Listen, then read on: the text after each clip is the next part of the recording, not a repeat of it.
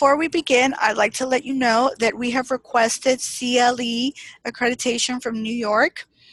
And in preparation of that, we're going to provide you with 2 codes during this presentation. Please write them down.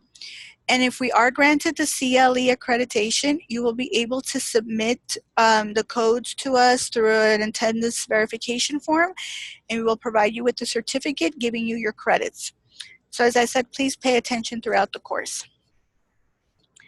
The purpose of this webinar is to familiarize you with Form 4I-485 and in the information needed to complete a Refugee Adjustment of Status application, to familiarize you with potential red flags and issues that come up during a Refugee Adjustment of Status, to provide a quick overview of the U.S. refugee and the law relating to refugee status. This webinar does not explain the other components needed to submit a Refugee Adjustment of Status package, as there are other applications and supporting documents that need to be sent. And it also does not explain how to conduct an intake or provide examples how to conduct an intake for a Refugee Adjustment of Status application. Those topics will be addressed in future webinars, so please be on the lookout for them. So now we begin with the quick legal overview. The U.S. Refugee Admissions Program started in 1980 through the Refugee Act of 1980. It became a formalized program. Before then, it was an ad hoc program, with legislation that would sunset after a period of time, or the U.S. making determinations that it wanted to protect people fleeing persecution for humanitarian reasons. But in 1979, and then it went in effect in 1980, the Refugee Act was passed. It incorporated the definition of used by the United Nations into our lexicon. It created agencies and within the government that would manage certain parts of the program, oversee certain parts of the program, and it created the power to work with resettlement agencies. The Department of State, the Bureau of Population, Refugees, and Migration is the one that manages the overall program in terms of bringing people over.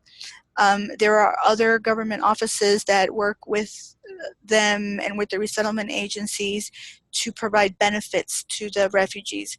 There's more information in my article that I've included with this webinar. At the start of every federal fiscal year, which is October 1st, the President signs a determination establishing the overall admissions levels and regional allocations for all refugees for the upcoming fiscal year. No refugee can be admitted until the President signs it. I've included the latest, the most recent determination as a link on this slide so you can read it. And the determination is usually signed a few days before or some days after the start of federal fiscal year. To give you an example of how the numbers are fluctuating, in FY17, which was the last year of the Obama administration, that they were able to put in a determination, he signed that the ceiling, which means the highest number of refugees that would be admitted, would be 110,000 refugees. But because there was a transition of government and the Trump administration took over, they only allowed 53,716 refugees.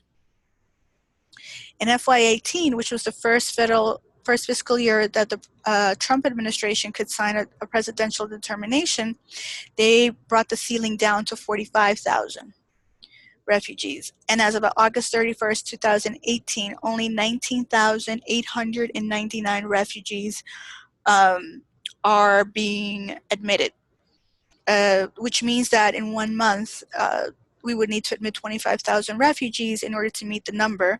But the truth is that we cannot bring in 25,000 refugees in 1 month because they have to be vetted with security checks, with very stringent security checks, and be interviewed and go through this entire process and be allocated to resettlement agencies, and it takes longer than a month. So the number might be closer to a little over 20,000 that we might be able to admit.